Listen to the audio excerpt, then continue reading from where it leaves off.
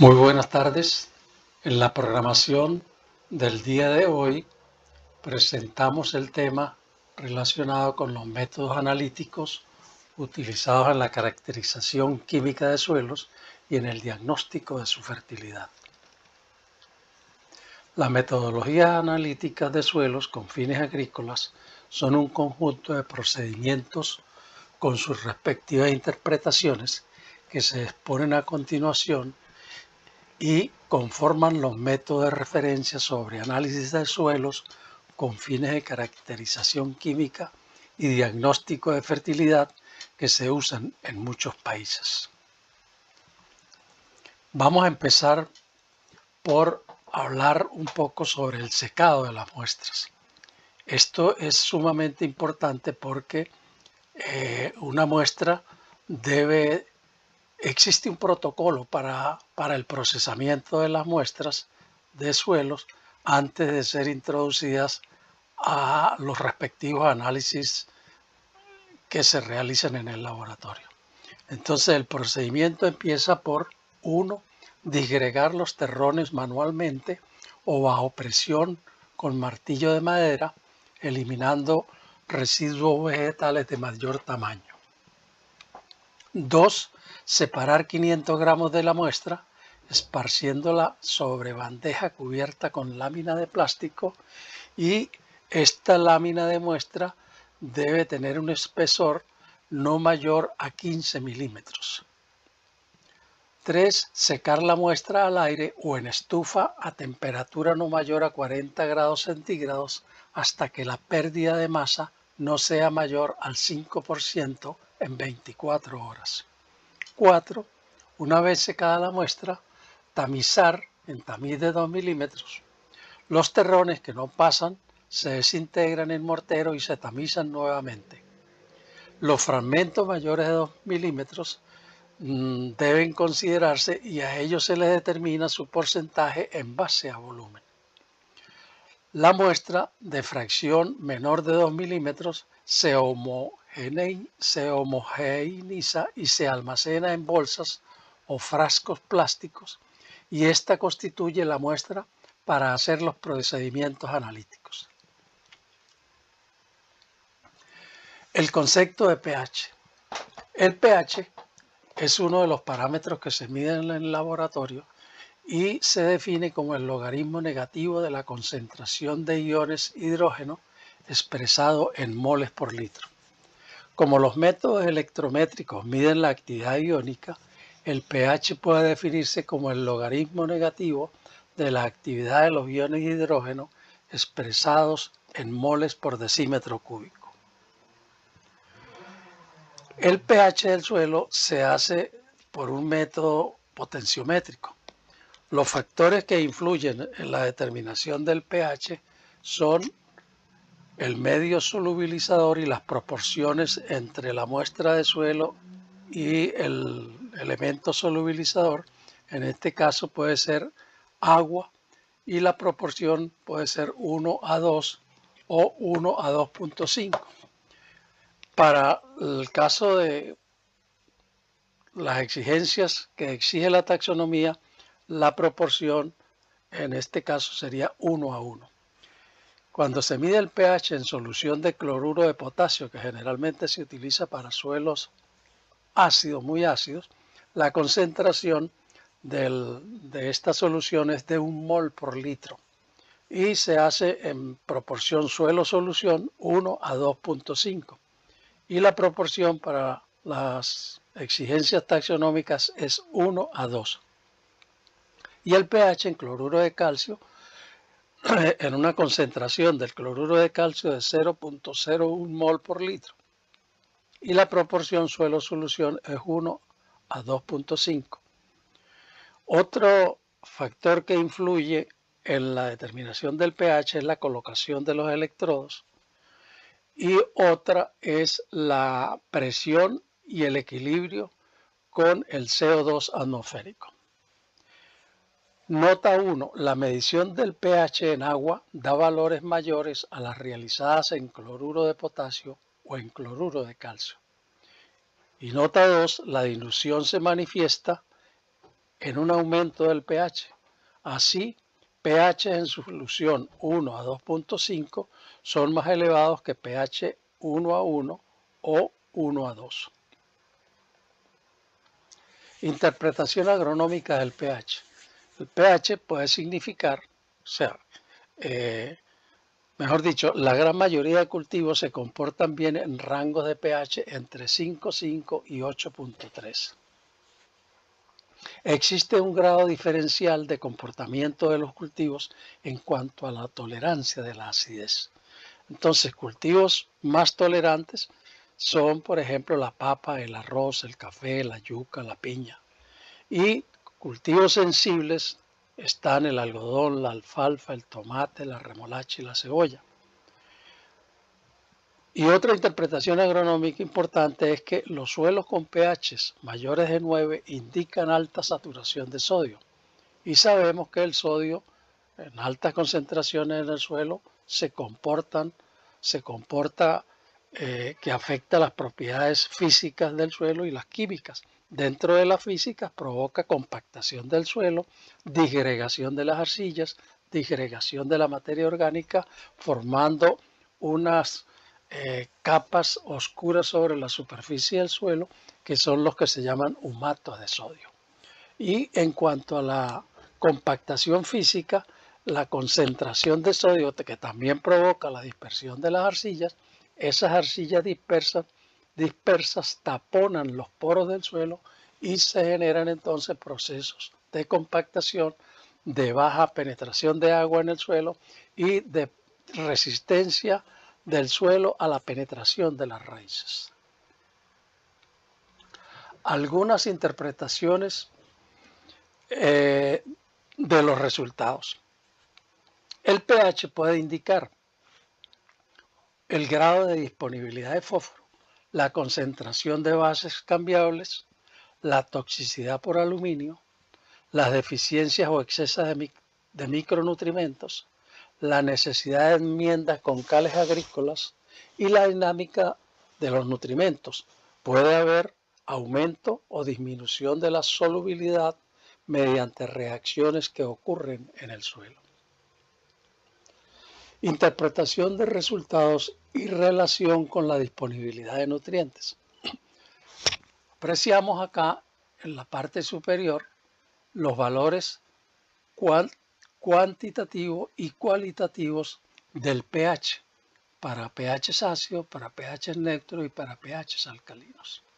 La interpretación de estos valores, si nosotros conseguimos pH menores de 3.5, esto nos está indicando la presencia de sulfuros. pH menores de 4.5 nos indica la abundancia de hidrógeno asociada al aluminio. pH entre 4,5 y 5,5 nos indica altos contenidos de aluminio en el suelo. Y es muy importante la saturación de aluminio en el suelo, sobre todo en la solución del suelo, porque una cantidad tan pequeña como una parte por millón nos representa 60% de saturación de aluminio, lo cual afecta a muchos cultivos. pH entre 5,5 y 6,5 nos señala una moderada cantidad de bases. pH entre 6,6 y 8 indica un alto contenido de bases sin presencia de aluminio. pH mayores de 8 pero menos de 8.5 nos indica presencia de carbonato de calcio libre y alta saturación con calcio y magnesio en el complejo de cambio catiónico. Y pH mayores de 8.5 nos señala altos contenidos de sales solubles, incluyendo el sodio. pH y disponibilidad de nutrimentos. De acuerdo a los rangos del pH, apreciamos acá que el nitrógeno es fácilmente absorbido entre pH 6 y pH 8. El fósforo, por su parte, tiene un rango más corto y va entre 6.5 y 7.5. El potasio tiene un rango bastante largo que va entre 6 y más de 9. El azufre tiene un comportamiento semejante al del potasio. El calcio y el magnesio tienen un rango de mayor facilidad de absorción entre 7 y 8.5. El hierro entre 4 y 6. El manganeso entre 5 y 6.5. El boro entre 5 y 7 y vuelve a ser altamente disponible entre 9 y 10 de pH. El cobre entre 5 y 7. Aprecien que los elementos menores, los microelementos, generalmente están fácilmente absorbibles por las plantas en reacción ácida con pHs. pHs, fíjate, el cobre, el zinc y el boro están entre pH de 5 a 7. El hierro es el que tiene la solubilidad más a pHs más ácidos. Veamos ahora la conductividad eléctrica, que es otro parámetro que se mide y este expresa el contenido de sales solubles en el suelo. El método usado es el conductimétrico y el principio es que las sales disueltas conducen la corriente eléctrica en proporción a su concentración. Se mide en el extracto acuoso del suelo mediante el puente de Wheatstone provisto de celda con 2 electrodos. Se trabaja en diluciones suelo-agua 1:2 y 1:5. La unidad de expresión es el milimons por centímetro o el decisimen por metro, siempre corregida a 25 grados centígrados. Las causas de salinidad en los suelos y las sales presentes y los efectos sobre las plantas, lo vemos en este cuadro. Entonces, las causas generalmente se presentan suelos salinos en climas donde la evapotranspiración potencial es mayor que la precipitación. Y esto provoca entonces un ascenso capilar de las aguas freáticas enriquecidas con sales y se ubican en la superficie del suelo. Otra causa puede ser la presencia de niveles freáticos cercanos a la superficie entre 50 y 100 centímetros de profundidad, pero esta fluctuación del nivel freático puede llegar a la superficie del suelo, colocarse a 0, a 10 o a 20 centímetros, y si esas aguas freáticas son ricas en sales, pues las sales se van a concentrar entonces en la superficie de los suelos y esto va a traer muchos problemas a las plantas de cultivo. Y la otra causa es la calidad de las aguas de riego, sobre todo cuando se riegan con aguas salinas y esas aguas salinas también pueden tener altos contenidos de sodio. Entonces esto, en la medida que se va concentrando las sales solubles en la superficie del suelo, pues esto va provocando una disminución en el rendimiento y en la calidad de las cosechas. Las principales sales solubles se componen de los aniones carbonatos, bicarbonatos, cloruros y sulfatos que se mezclan con los cationes calcio, magnesio, potasio y sodio. El efecto sobre las plantas actúa entonces sobre la presión osmótica, sobre la competencia por humedad, por toxicidad, por desbalances iónicos y por condiciones físicas pobres. Interpretación de la conductividad eléctrica la podemos apreciar aquí en la parte superior, medida en el extracto de saturación en unidades de decisimen por metro o milimos por centímetro.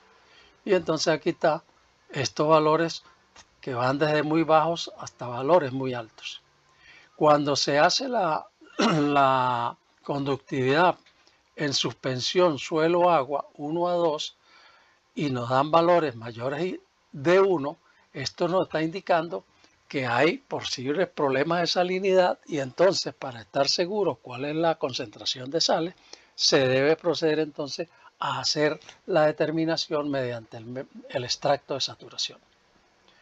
El valor de la conductividad determina la selección de cultivos resistentes a los diferentes contenidos salinos y a los tipos de sales presentes. Hay unas sales que son más agresivas que otras, por ejemplo, el cloruro de sodio, el sulfato de sodio, el sulfato de magnesio, el cloruro de magnesio.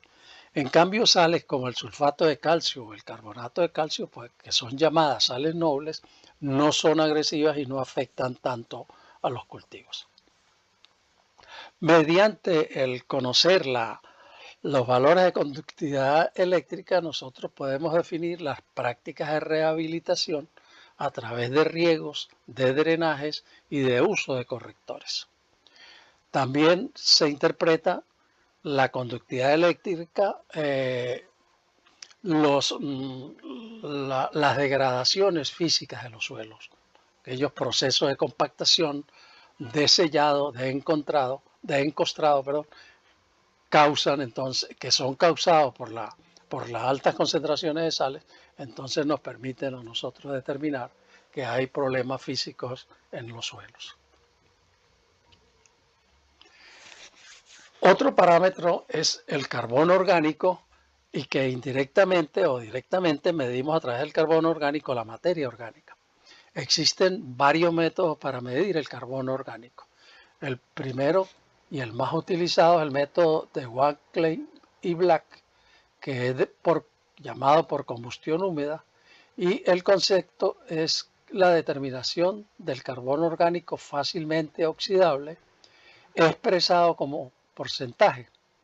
Entonces, se le llama carbono orgánico fácilmente oxidable porque este método apenas determina el 76% del carbono orgánico presente en la muestra de suelo. Entonces, para saber cuál es el contenido de carbono orgánico total, se multiplica por 1.32 el valor arrojado por el laboratorio medido por este método, que sería el carbono orgánico fácilmente oxidable multiplicado por 1.32. El principio es la oxidación incompleta del carbono orgánico por una mezcla de dicromato de potasio en medio ácido, en este caso ácido sulfúrico. Por su parte, el método de calcinación consiste en tratar la muestra a 360 grados centígrados y se determina la pérdida de masa por peso, ¿no? El resultado que nos dé lo multiplicamos por 0.8 para determinar el porcentaje de materia orgánica. Para transformar el carbono orgánico a materia orgánica, partiendo del carbono orgánico fácilmente oxidable, que lo multiplicamos por 1.32, eso nos da el carbono orgánico total, y el carbono orgánico total lo multiplicamos por el factor de Van Bemmelen, que es 1.724, y esto nos da el porcentaje de materia orgánica. Algunas personas prefieren utilizar estos dos como factor de transformación 2 directamente para facilitar los cálculos. Las interpretaciones agronómicas y taxonómicas de la determinación del carbono orgánico.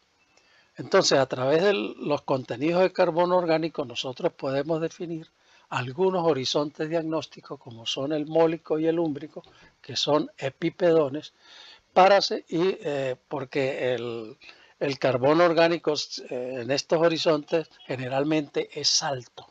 Entonces, puede tener valores de 4 o 5% más de carbono orgánico en ambos horizontes. También nos permite separar los suelos orgánicos de los minerales. Todo el mundo sabe, o la mayoría de las personas saben, que los suelos orgánicos generalmente contienen más de 20% de materia orgánica. También la cantidad de materia orgánica permite hacer inferencias sobre la fertilidad del suelo. En la mayoría que el valor de materia orgánica es más alto, pues esto nos da una idea de que ese suelo es bastante fértil. Entonces, muchos cultivos se benefician de esa riqueza nutritiva que tiene el suelo cuando estos valores son bastante altos. Y una de las tendencias hoy en día que se están manejando a través de lo que se llama la agricultura regenerativa es aumentar hasta donde sea posible al máximo los incrementos de la materia orgánica. El tipo de humus presente permite determinar el grado evolutivo del suelo. Muchos nutrimentos para las plantas están relacionados con la materia orgánica. ¿Por qué? Porque la materia orgánica es una suministradora de nitrógeno, de fósforo y azufre. Entonces, estos elementos son disponibles en la materia orgánica y les traigo a colación lo que ha venido ocurriendo en los suelos de las pampas argentinas, que generalmente son molisoles en esa área. Hace 30 o más años, 30, 35 años, los contenidos de materia orgánica estaban por encima del 6%.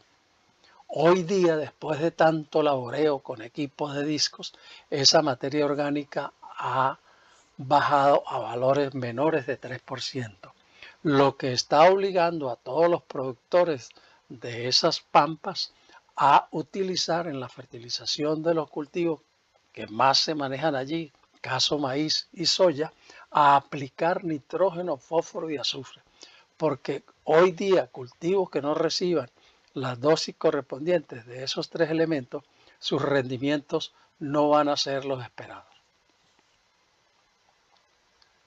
Los rangos de valores interpretativos los vemos en este cuadro, separados para suelos de texturas gruesas, medias y finas, que van, en el caso de los de textura gruesa, un valor bajo menor de 1.5, un valor alto mayor de 3, media valor bajo menor de 2, alto mayor de 4, finas menor de 3 y alto mayor de 5.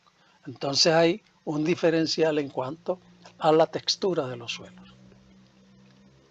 El fósforo disponible, en general, es deficitario en muchos suelos tropicales de alta evolución, caso de los ultisoles y de los oxisoles, que generalmente cuando hacemos interpretaciones de resultados analíticos de este tipo de suelo, vemos que el fósforo está en valores menores de 10 partes por millón, algunos en 2, en 1, en una parte por millón.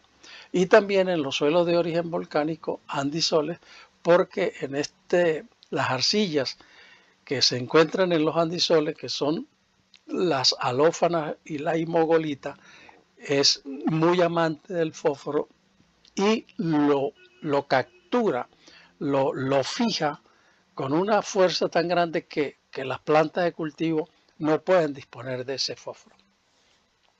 La dinámica del fósforo abarca reacciones muy amplias, como son fijación, lo que estaba hablando de los andisoles, insolubilización, que el fósforo se insolubiliza porque se mezcla con otros metales, o precipitación, causada por agentes orgánicos o minerales como el carbonato de calcio y los óxidos e hidróxidos de aluminio, hierro y manganeso.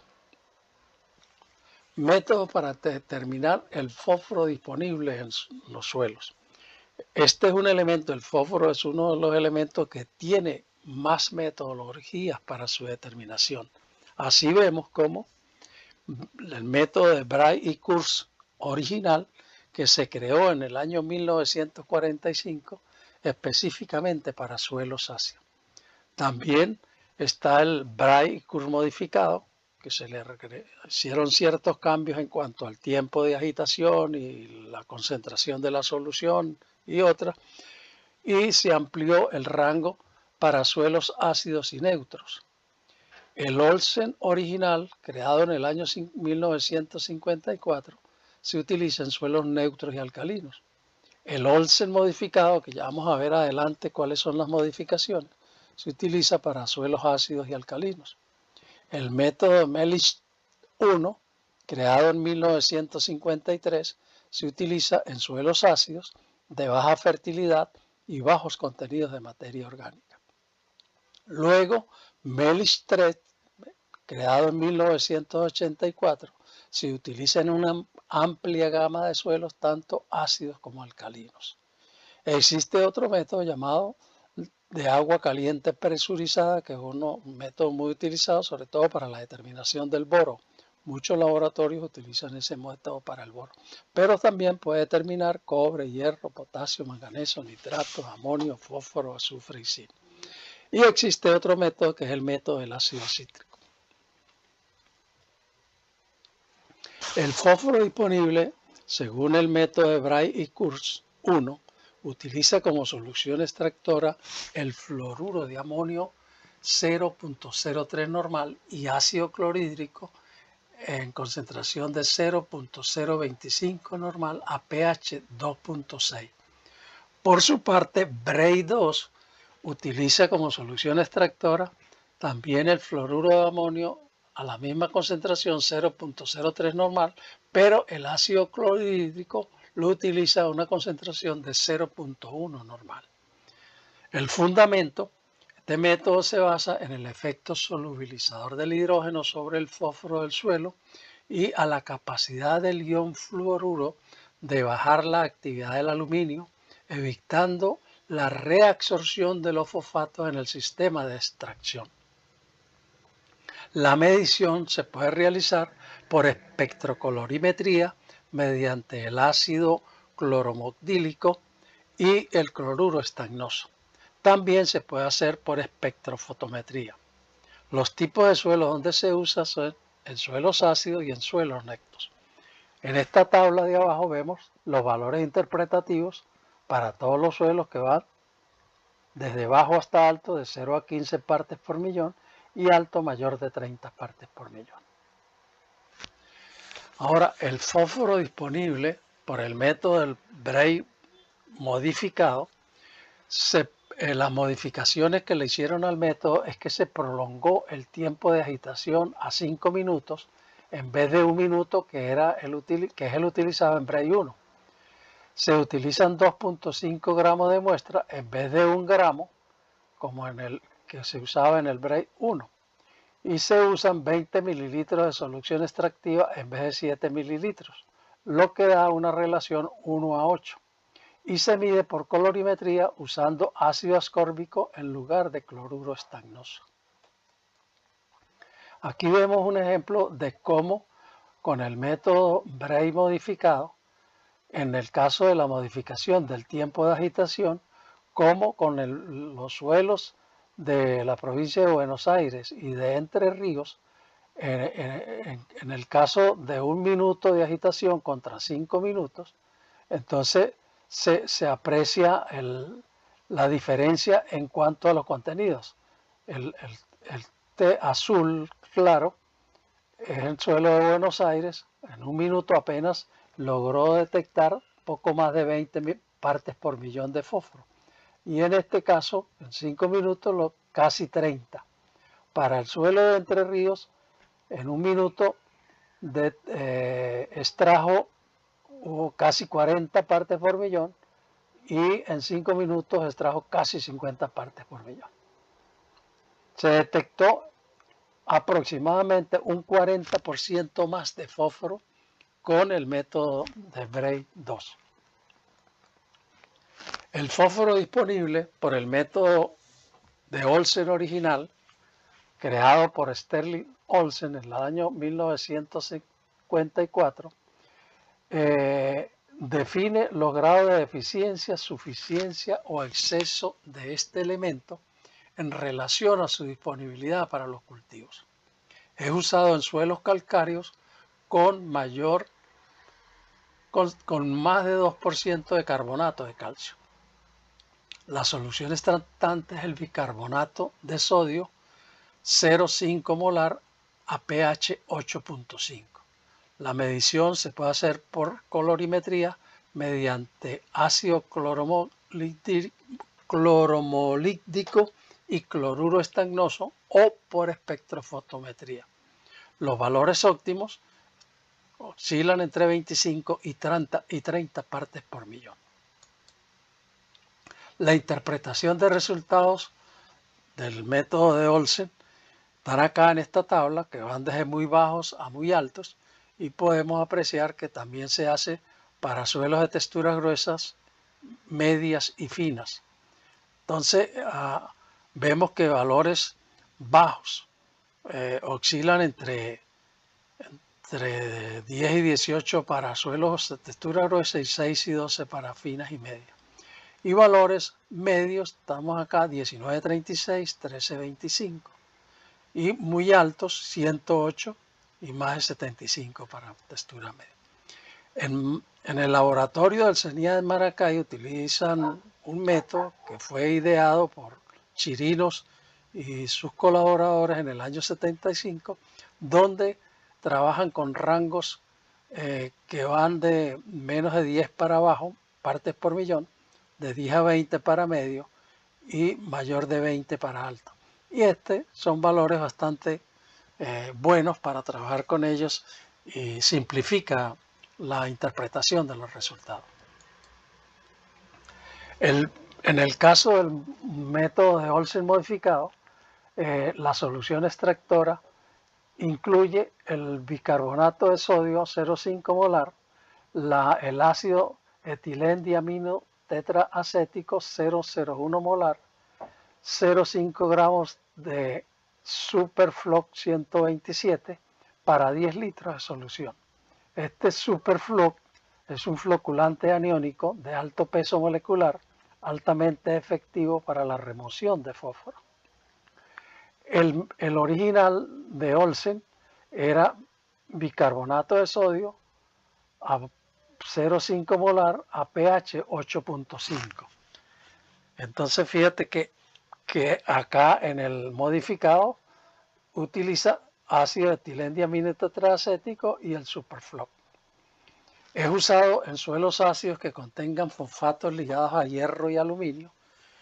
La concentración de fósforo en la solución se incrementa conforme sube el pH. Nota: reacciones de precipitación secundaria se reducen al mínimo debido a que la concentración de aluminio, calcio y hierro se mantienen a un bajo nivel. El fósforo, comparando los resultados de Bray 1 y Olsen, entonces apreciamos que en el caso de Olsen presenta valores que van de 0 a 5 para muy bajo hasta más de 75, y en el caso de Bray 1 para abajo de 0 a 15 y alto mayor de 30. No voy a ocupar mucho tiempo en estos numeritos porque ustedes los pueden apreciar en las láminas y utilizar cada vez que necesiten esta información. El fósforo disponible por el método de Melich surgió como un método considerado multielemental, o sea que puede determinarse con él muchos elementos, no es para un solo elemento. Recibe varias denominaciones, es conocido como doble ácido diluido o como método de Carolina del Norte o como Melich 1. Los elementos que extrae son fósforo, potasio, calcio, magnesio, hierro, manganeso, cobre y zinc, y extrae el fósforo que está combinado con calcio, hierro y el aluminio.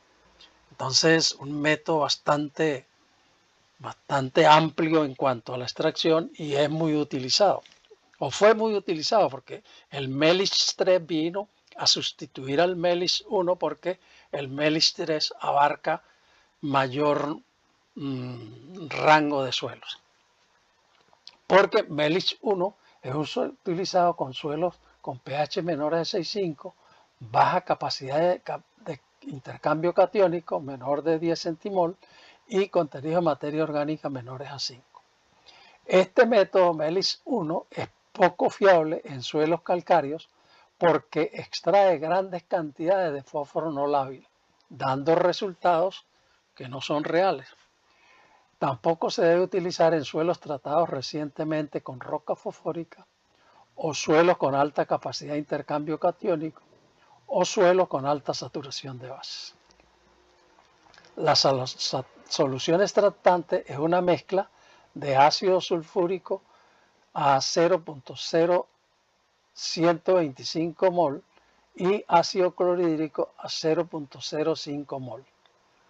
La medición se puede hacer en espectrofotometría de absorción atómica o de emisión de plasma. Los valores óptimos de este método son de 25 a 30 partes por millón. MELIS 3 tiene la ventaja de que permite el análisis multielemental y funcionar en un rango de pH amplio. Se considera más eficaz que MELIS 1 en la predicción de la respuesta de los cultivos al fósforo. La adopción casi universal ha sido adoptada por ser multielemental porque después de que el espectrofotómetro ICP se volvió popular en los laboratorios de Estados Unidos, este método prácticamente desplazó a todos los demás. La solución extractante es una mezcla de varios compuestos, entre ellos ácido acético 0,2 normal, nitrato de amonio 0,25 molar, fluoruro de amonio 0,015 molar, ácido nítrico 0,013 molar y ácido etileno tetraacético 0,01 molar regulada a pH 2,5. Los elementos que extrae son fósforo, potasio, calcio, magnesio, hierro, manganeso, cobre y zinc, y extrae el fósforo combinado con calcio, hierro y aluminio. Es utilizado en un amplio rango de suelos y se puede medir por espectrometría de absorción atómica o de emisión de plasma. Los valores óptimos van de 45 a 50 partes por millón.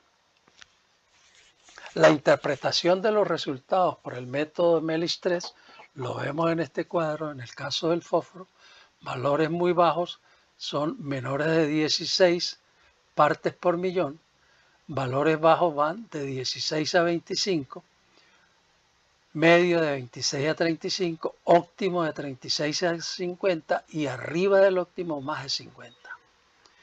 Aquí aparecen entonces las definiciones de otros elementos como es el potasio, el calcio, el magnesio, el azufre, el manganeso, el cobre y el zinc por el método de MELIS 3.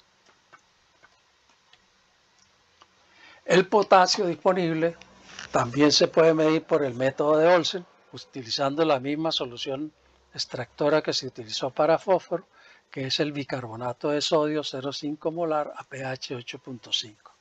Las lecturas directas de la concentración de potasio se hacen en el fotómetro de llama o por espectrofotometría. Algunos laboratorios lo hacen por vía colorimétrica mediante cobalto-nitrito de sodio. La interpretación de resultados de la medición de potasio por el método de Olsen también se separa de acuerdo a la textura de los suelos, gruesas, medias y finas, y van acá los valores muy bajos, bajos, medios, altos y muy altos. Entonces veamos los valores medios. Por ejemplo, para un suelo de textura media oscila entre 51 y 100 partes por millón. Un valor alto de 101 a 300 y así sucesivamente. Aquí pueden ver ustedes los grupos texturales para los cuales se aplican los diferentes rangos de valores. El potasio disponible por el método de Bray también utiliza la misma solución extractora que se utilizó para determinar el fósforo, que es el fluoruro de amonio 0,03 normal y ácido clorhídrico 0,025 normal a pH 2,6. Se mide por fotometría de llama o por espectrofotómetro de absorción atómica o de emisión de plasma. Aquí están los valores interpretativos, desde menos de 20 para muy bajo y más de 100 para valores muy altos, estando el medio entre 51 y 100. El potasio por el método del acetato de amonio, que es el más utilizado ahora, hoy en día, la solución extractora es acetato de amonio 1 normal a pH 7. Se puede medir por fotometría de llama, por espectrofotómetro de absorción atómica o por espectrofotómetro de emisión de plasma. Los valores oscilan desde menos de 0,2 para muy bajo, medio 0,3 a 0,6 y muy alto mayor de 1,2. En centimol, fíjate, esto en centimol, pero llevado esto a partes por millón, entonces tenemos menos de 30 partes por millón, es muy bajo, medio de 100 a 150, alto de 150 a 350 y así sucesivamente, pueden ver en la tabla. El potasio, comparando los resultados según los métodos, vemos acá los valores de Olsen, de Bray 1 y de acetato de amonio. Entonces, hay un diferencial en las metodologías utilizadas. Por eso yo estoy presentando esto, porque cuando ustedes le piden a un laboratorio que le analicen una muestra, deben fijar cuál es el método que ustedes quieren que el laboratorio utilice para hacer la determinación analítica. Y también, en caso de que ustedes no le exijan al laboratorio, por lo menos que el laboratorio en el informe reporte cuál fue el método utilizado. Porque fíjate aquí, si ustedes ven el valor de potasio y el laboratorio le dice, tengo 100 partes por millón. Entonces, bueno, aquí coincide el valor de medio, coincide para los tres análisis, aquí, aquí, aquí. Pero resulta que aquí también hay valores de 100 como alto en el Bray 1. Pero bueno, realmente las diferencias no son muy grandes, pero sí vale la pena saber cuál es el método que fue utilizado. La determinación del calcio por el método del acetato de amonio pH 7 utiliza la misma solución extractora del potasio, que es el acetato de amonio no normal pH 7, y se mide por espectrofotómetro de absorción atómica o emisión de plasma, o se cuantifica volumétricamente con titulación de ácido etilendiamino tetraacético. La interpretación de los valores de calcio: muy bajo menos de 2, bajo de 2 a 5, medio 5 a 10, alto 10 a 20 y mayor de 20. Estos valores uno termina aprendiéndoselos de memoria en la medida que utilice estos datos y trabaja con ellos cuando está haciendo las interpretaciones y los cálculos de fertilizantes para cualquier cultivo con el que se esté trabajando. El magnesio, por su parte, también por el método del acetato de amonio, utiliza la misma solución extractora, se mide por fotometría o por espectrofotometría, también por medición volumétrica, y acá está el cuadro con los datos interpretativos. El azufre: con el azufre se pueden utilizar dos métodos. El método 1, que utiliza como solución extractora una solución de dihidrógeno fosfato de calcio 0.01 molar, y se determina por turbidimetría previa conversión a sulfato de bario. Se usa para estimar deficiencia de azufre y se recomienda en suelos de baja salinidad con conductividades eléctricas menores a 0.5 decisimen por metro. Otro método es el método que se hace a través del extracto de saturación y se determina por colorimetría con cromato de bario. Es recomendado para suelos afectados por sales, donde la conductividad eléctrica puede ser mayor o igual a 0.5 decisimen por metro. El contenido total de azufre en suelos varía desde menos de 20 partes por millón en suelos altamente meteorizados y lixiviados de regiones húmedas, hasta 50.000 partes por millón en suelos calcáreos y salinos de regiones áridas. El rango normal de azufre en suelos agrícolas oscila entre 100 a 500 partes por millón, lo que representa más o menos 200 a 1000 kilogramos por hectárea para una profundidad de 20 centímetros de capa arable. Pero la mayor parte del azufre está en formas orgánicas no disponibles para las plantas. El aluminio intercambiable utiliza dos métodos. El primero de ellos, la solución extractora, es el cloruro de potasio 1 molar y se determina por espectrofotometría de absorción atómica. Es aplicado a suelos con pH menores de 6. Y el método 2 utiliza como solución extractora el acetato de amonio 1 molar a pH 4.8 y se determina por espectrofotometría de absorción atómica y es aplicado también a suelos ácidos. Los valores interpretativos aparecen acá en esta tabla. Veamos los valores medios para texturas gruesas de 0.26 a 0.50 centimol por kilogramo.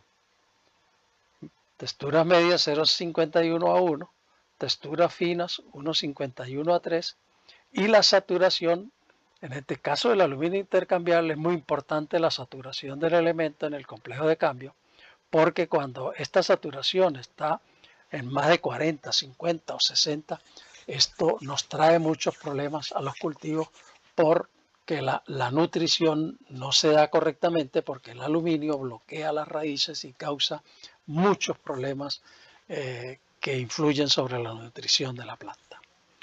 Lo ideal es tener valores menores de 5%. Cuando jugamos con los números y buscamos cuál es la saturación ideal, por ejemplo, del aluminio y del sodio, siempre ponemos como un umbral de 5%. Los microelementos, hierro, manganeso, cobre, zinc y boro, se determinan por el método de Melich-Trecht y también por el método de agua caliente presurizada. La interpretación la vemos en este cuadro que fue adoptado de Dafo Finca. Entonces, para cada uno de los microelementos están los valores que van de muy bajo a muy alto. Bueno, señores, esto es todo por hoy. Espero que nos veamos en una próxima presentación para que sigamos difundiendo esta información que es muy valiosa para ingenieros, técnicos, agricultores y estudiantes de agronomía e ingeniería forestal. Muy buenas tardes.